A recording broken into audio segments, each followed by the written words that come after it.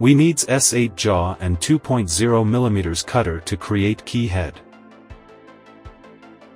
Click Blade Modification. Select Create Key Head.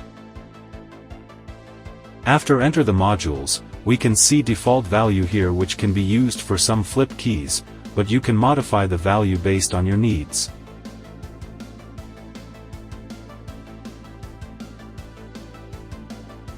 Click Cut to enter the cutting page. Use calibration block to guide the key fixture shown as picture.